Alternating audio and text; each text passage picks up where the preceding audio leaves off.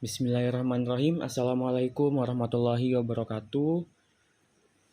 Alhamdulillah pada kesempatan pagi ini kami kelompok 8 akan menyampaikan presentasi kami yang berjudul Sistem Ekonomi Islam dan Teori Bunga menurut Pemikiran Abu A'la Al-Maududi. Kelompok ini terdiri dari saya sendiri Akbar Reziki, lalu ada rekan saya Fakih Amalia, selanjutnya ada Radiatul Adawiyah, dan terakhir Dio Brilianto Ramadan. Konten yang akan kami bahas dalam presentasi kami pagi ini, yang pertama adalah biografi dan karya dari Abu A'la Al-Maududi, yang kedua adalah sistem format ekonomi Islam, yang ketiga juga ada tujuan dan prinsipnya, lalu yang keempat ada teori bunga, yang kelima ada pengertian dari riba, dan yang keenam ada perbedaan antara riba dengan jual beli. Baik, untuk mempersingkat waktu akan kami terangkan.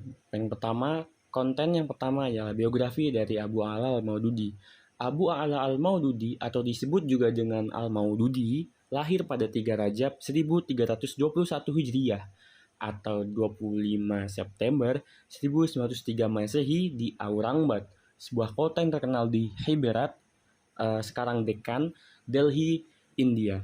Beliau dilahirkan dalam keluarga yang religius. Ayahnya ialah seorang pengacara terkenal dan dikenal orang yang alim dan rajin beribadah. Ayahnya bernama Abu Hasan.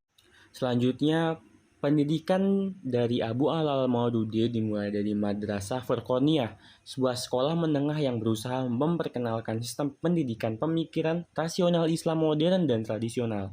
Namun, orang tua dari Al-Maududi lebih memilih mendidiknya di rumah dengan menggunakan bahasa Arab Persia, bahasa Urdu, dan bahasa Inggris, sebab mereka tidak ingin Al-Maududi pergi ke sekolah Inggris. Pada tahun 1920 Masehi, beliau pernah bekerja sebagai wartawan. Lalu pada tanggal 22 September 1979, beliau meninggal dunia di Buffalo, New York, dan dikuburkan di rumahnya di daerah Lehrah. Oke, terima kasih. Materi selanjutnya ialah karya-karya Abu A'la Al-Maududi. Dan sini ada karya-karya beliau dan salah satunya itu yang berjudul Al-Jihad fil Islam. Buku ini berisikan tentang konsep jihad dalam Islam serta membandingkannya dengan hukum internasional. Selanjutnya karya beliau The Islamic Law and Constitution. Dalam buku ini beliau membahas aspek hukum Islam yang meliputi legislasi dan ijtihad dalam Islam, upaya-upaya konstruktifnya, penegakan hukum Islam dalam suatu negara serta pemikiran politik dan konstitusi Islamnya. Dan selanjutnya karya beliau Islamic Way of Life. Buku ini memperkenalkan Islam dalam berbagai aspeknya dan masih banyak lagi karya-karya yang beliau buat. Selanjutnya, format sistem ekonomi Islam Al-Maududi. Menurut Al-Maududi, Islam menerangkan sebuah sistem ekonomi, akan tetapi bukan berarti Islam telah menerangkan sebuah sistem yang permanen dan lengkap dengan segala detail-detailnya. Apa yang sebenarnya ditunjukkan oleh Islam menentukan beberapa rancangan dasar atau peraturan dasar yang membuat kita menyusun sebuah rancangan ekonomi yang sesuai setiap masanya. Maka, melalui hal yang global tersebut akan terlihat jelas tujuan dan maksud dari Al-Quran dan Al-Hadis yang mengatur segala aspek kehidupan sebagaimana mestinya. Selanjutnya, tujuan utama organisasi ekonomi dalam Islam. Tujuan yang pertama dan paling utama dalam Islam ialah memelihara kebebasan individu dan untuk membatasinya ke dalam tingkat yang hanya sesuai dengan nilai-nilai kemanusiaan. Alasan kenapa Islam sangat menjunjung tinggi kebebasan individu karena Islam menganggap seseorang harus bertanggung jawab secara individu kepada Allah. Dan pertanggungjawaban ini tidak secara kolektif, tetapi setiap individu bertanggung jawab terhadap perbuatannya. Oleh karena itu, Islam menentukan peraturan ekonomi yang menghasilkan kebebasan secara maksimal terhadap kegiatan ekonomi kepada setiap individunya. Yang kedua itu ada keselarasan dalam perkembangan moral dan materi. Perkembangan moral manusia merupakan kepentingan dasar bagi Islam. Jadi pentingnya bagi individu dalam masyarakat untuk memiliki kesempatan mempraktekkan kebaikan secara sengaja. Seperti kedermawanan, kemurahan hati, kebaikan lainnya menjadi suatu yang hidup dalam masyarakat. Oleh karena itu, Islam tidak bersandar seluruhnya kepada hukum untuk menegakkan keadilan sosial, tetapi memberikan otoritas utama kepada pembentukan moral manusia seperti iman, takwa, pendidikan, dan lain-lainnya. Selanjutnya, kerjasama, keserasian, dan penegakan keadilan. Islam sangat menjunjung tinggi persatuan manusia dan persaudaraan serta menentang perselisihan dan konflik. Maka dari itu, Islam tidak membagi masyarakat ke dalam kelas sosial yang terbagi menjadi dua. Yang pertama, kelas yang dibuat-buat dan tercipta secara tidak adil, yang dipaksa oleh sistem ekonomi, politik, dan sosial yang jahat seperti Brahmana, feodal, kapitalis. Adapun Islam tidak menciptakan kelas seperti itu dan bahkan membasminya. Yang kedua itu kelas yang terciptanya secara alami, karena adanya rasa hormat, menghormati, dan perbedaan kemampuan dan kondisi dari masyarakatnya. Jadi, menurut Al-Maududi, tujuan organisasi ekonomi dalam Islam itu merupakan untuk memelihara kebebasan individu dan membatasinya ke dalam tingkat yang hanya sesuai dengan nilai-nilai kemanusiaan berdasarkan Al-Quran dan Sunnahnya. Selanjutnya, prinsip dasar dalam sistem ekonomi Islam. Secara umum, prinsip ekonomi Islam terbagi menjadi 3 bagian, yang dimana prinsip-prinsip ekonomi Islam tersebut didasarkan atas 5 nilai universal, yang meliputi tauhid keimanan, adil keadilan, nubuah kenabian, khilafah pemerintah, dan ma'at itu hasil. Dari kelima nilai universal tersebut, dibangunlah 3 prinsip derivatif, yaitu kepemilikan multijenis atau multi ownership, kebebasan bertindak atau berusaha atau freedom to act, serta keadilan sosial atau social justice. Jadi, dari kelima nilai universal tersebut memiliki fungsi seperti fondasi yang menentukan kuat tidaknya suatu bangunan. Selanjutnya, teori bunga. Terkait masalah bunga, Al-Maududi secara khusus membahas serta mengkritik praktek bunga dengan pemikiran yang rasional. Beliau pun membahas tentang efek negatif dan kejahatan-kejahatan dari praktek bunga secara fundamental. Pemikiran Al-Maududi tentang bunga ini mulai mencuat ke publik ketika suatu surat kabar lokal dengan tanggal terbitnya 22 September 1963 pada halaman utamanya yang memberitakan tentang opini Fazlur Rahman yang telah dipaparkan di hadapan Dewan Penasihat Ideologi Islam bahwasannya bunga bank itu ringan adalah halal dan bunga bank yang berlipat ganda itu haram. Dan dalam teori bunga terdapat pula beberapa teori turunannya, yaitu yang pertama teori piutang menanggung resiko.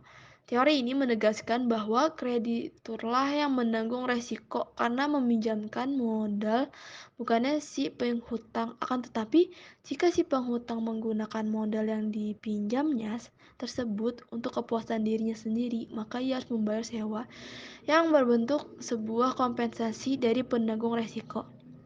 Nah, terkait hal ini, Al-Maududi memberikan argumennya, yang intinya teori ini tuh harus dilakukan penelitian lebih lanjut pada dua aspek bunga.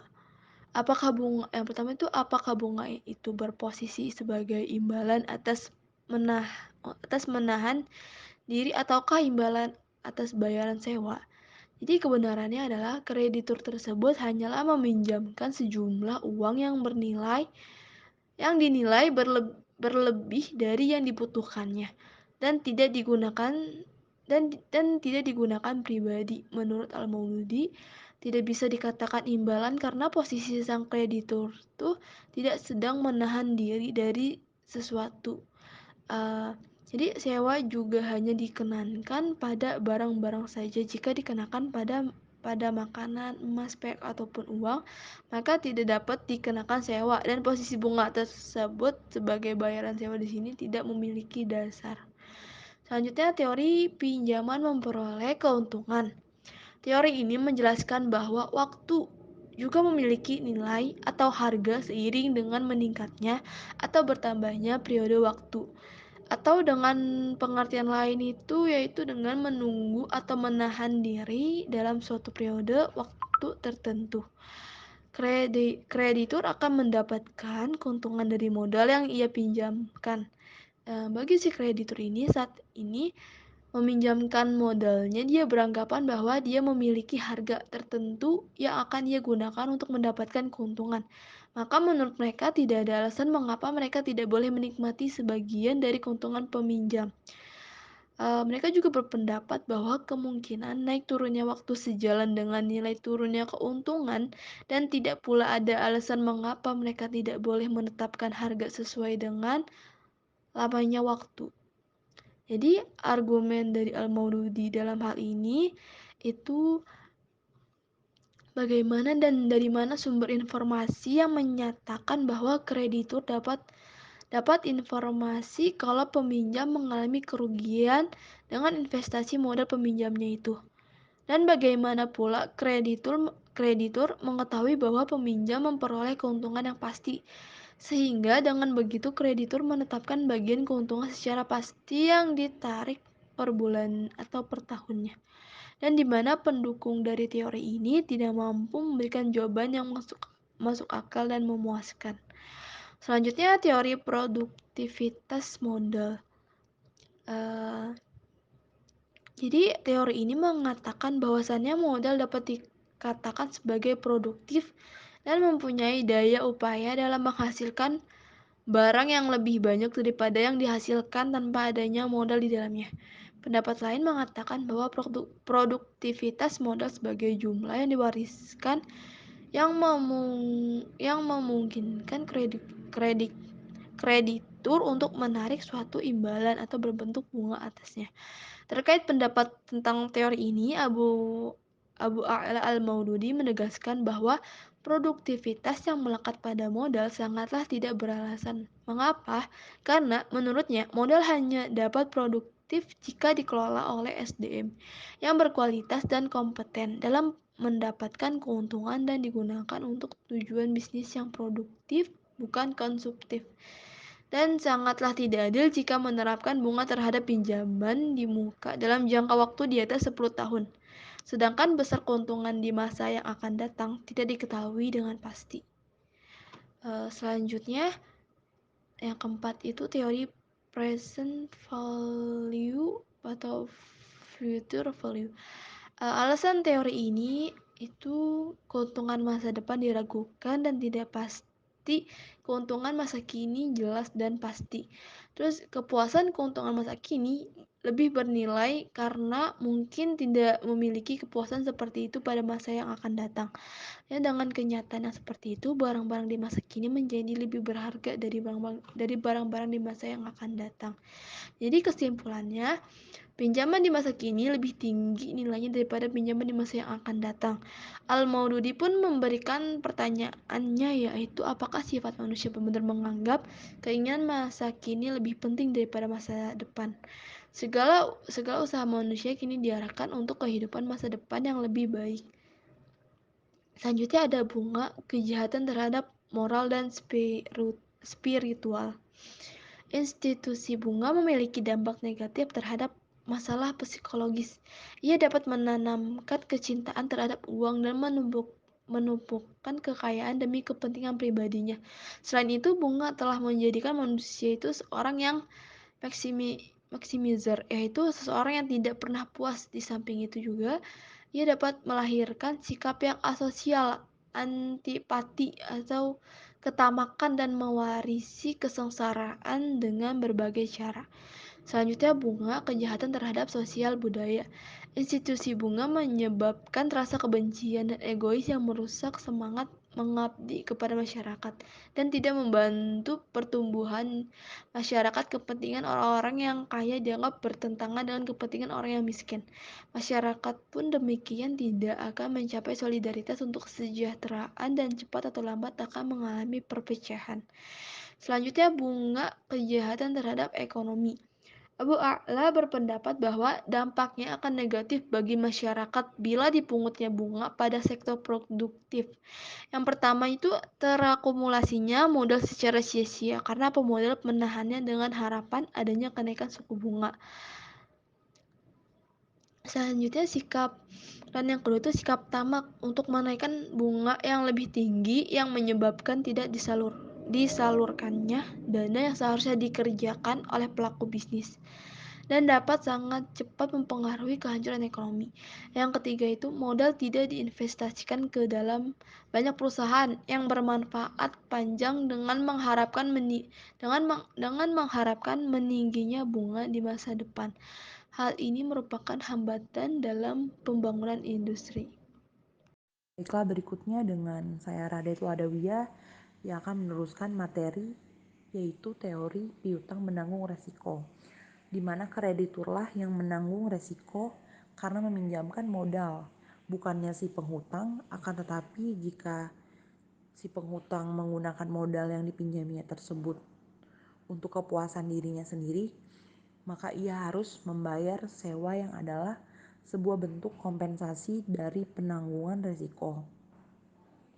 Jadi Al-Maududi ini pernah menyatakan intinya teori ini harus dilakukan penelitian lebih lanjut pada dua aspek bunga.